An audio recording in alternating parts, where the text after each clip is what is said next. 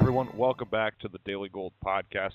Today we're speaking with John Brynjolfsson. He's the founder and managing director at Armored Wolf, where he runs $750 million in client assets. Previously, he launched and grew PIMCO's real return platform from 0 to $80 billion in assets. John, it's great to have you back, and especially on a day when we saw a significant reversal in gold and silver. I think most people would agree this is probably a bottom, but my question to you is this going to be a short-term bottom or a major bottom? Is this the bottom for the year? You know, Jordan, the markets are extremely volatile. The European situation is extremely dynamic. One of the oddities is that as European financial stress increases, you've got the offsetting forces of the flight to quality, but simultaneously you have a liquidation of balance sheets and liquidation of risk assets and the raising of liquidity. And so that in the past, in 2008 and earlier this year and in 2010 has created some volatility in gold, sometimes to the downside before it rebounds and gets up. So it's not simple or possible to say gold is going to go straight up from here. But what I would suggest is that any drawdowns in gold due to liquidations by European banks or even European central banks or other holders who are trying to raise liquidity and meet margin calls ultimately is a very bullish sign for the gold. The other dynamic is that any weakness in the financial sectors is more than likely to trigger additional easing and aggressive quantitative actions by the central banks around the world, which I think is the ultimate reason for owning gold. Right, yeah. Before we get into that action, let's focus on Europe, as you touched on there. Does the situation in Europe escalate or continue to stay at this type of pace, news flow, even after Greece is dealt with, or do you think after Greece is dealt with, the markets might have a respite for a little while? Well, I don't think it's possible to contain the situation in Greece, very, very narrowly. I don't want to underestimate the strength and breadth and resources of the broader European continent. However, the reality is that most of the stronger nations in Europe, Germany, Finland, to some extent France, want to keep the wheels on the bus, and every time there's a drawdown, they'll come out with some kind of reassurances or some kind of renewed commitment to muddle their way through. The trend, however, in Europe has been down. There is really no way to contain the problem because most of the containing efforts have been aimed at avoiding the reality. And the reality is that the structures and the politics and the dynamics continue to point towards more and more stress, ultimately, I think, leading to some kind of either dissolving of the union or possibly to an abandoning of inflation targeting and a lot more liquidity coming from the ECB. So the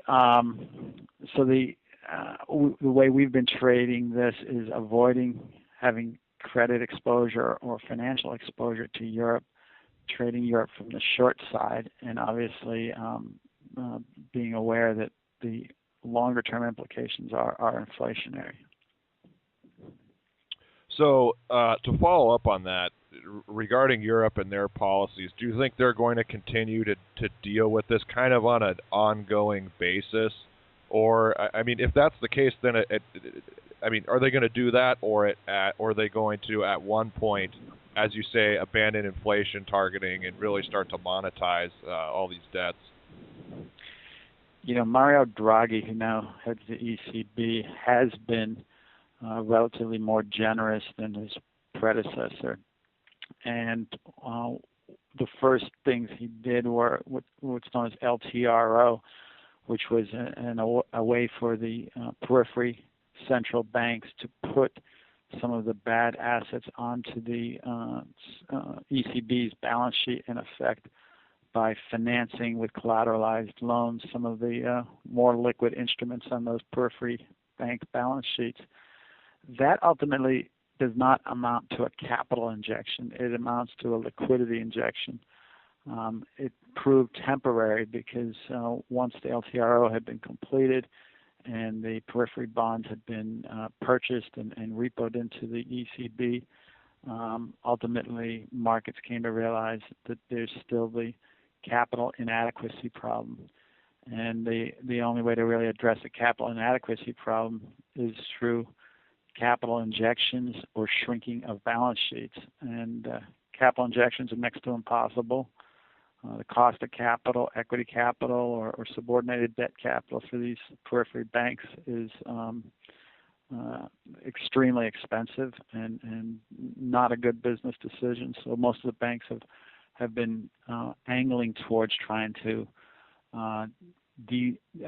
reduce the size of their balance sheets by reducing their lending and liquidating some of the risk assets off their balance sheets, and that has been coming home to roost.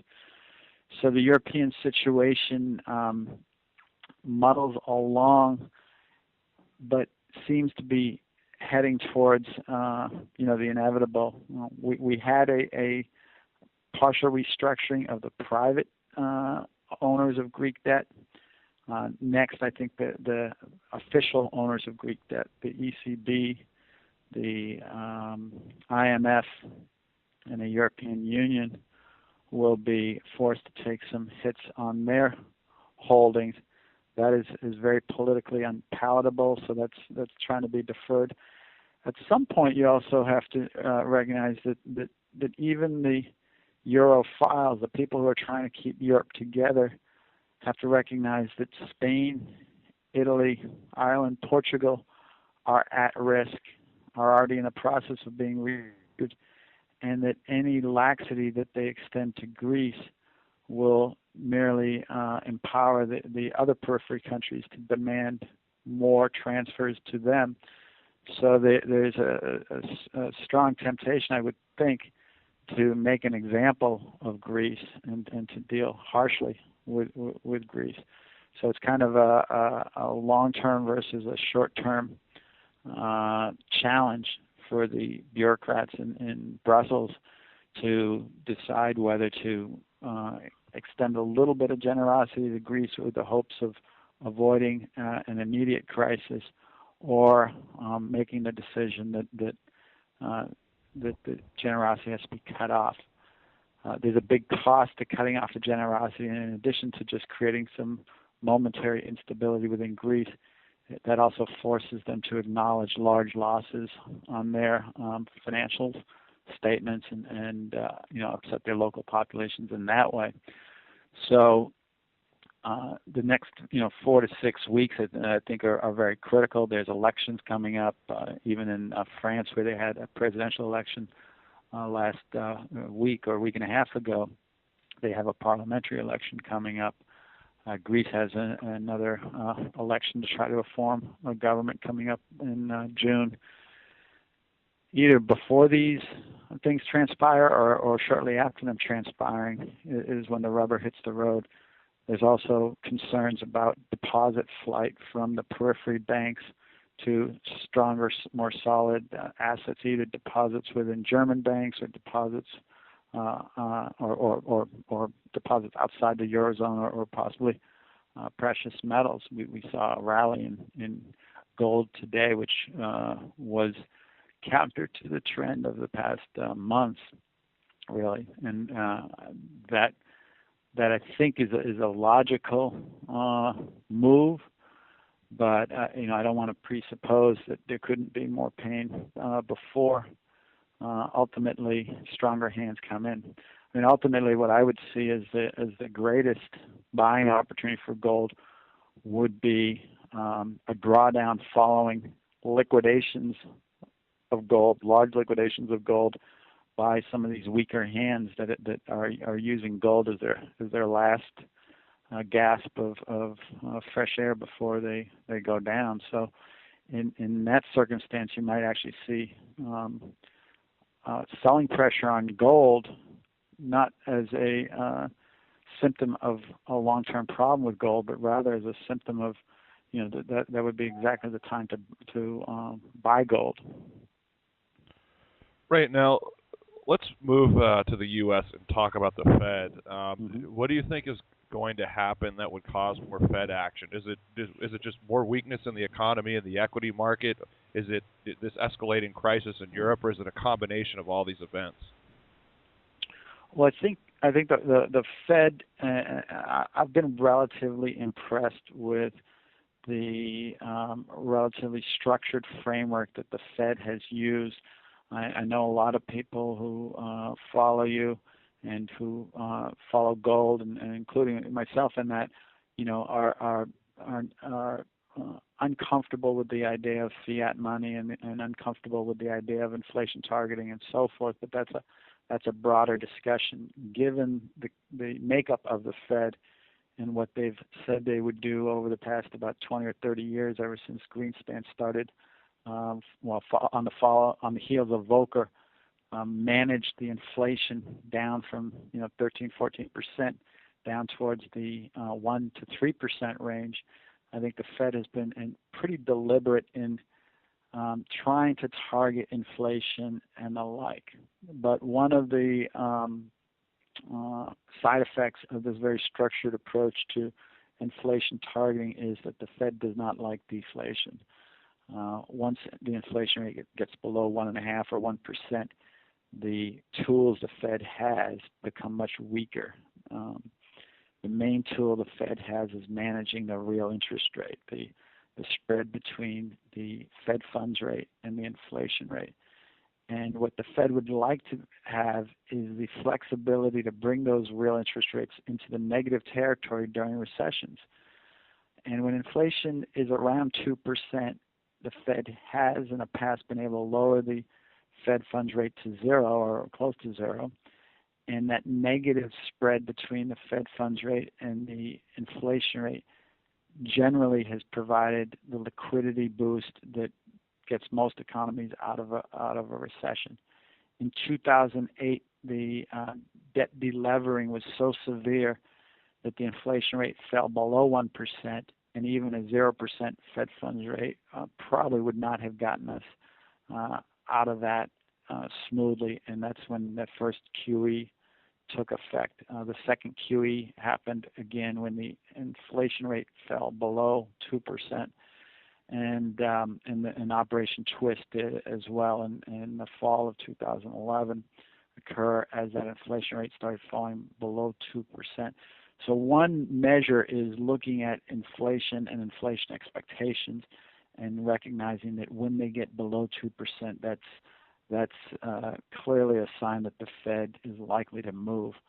But now we have another, what's known as a risk-managed approach to Fed policy. And essentially what that says is that if the Fed looks forward at the possible economic scenarios, and they recognize that they're not very good at forecasting the economy, but if one of the scenarios is a slightly stronger economy and higher inflation, and the other scenario is slightly slower economy and weaker inflation, when they look at that downside scenario, if they think there's a significant risk of deflation, they may use this risk-managed approach to preemptively short-circuit that disinflation or deflation, and that could get them to move.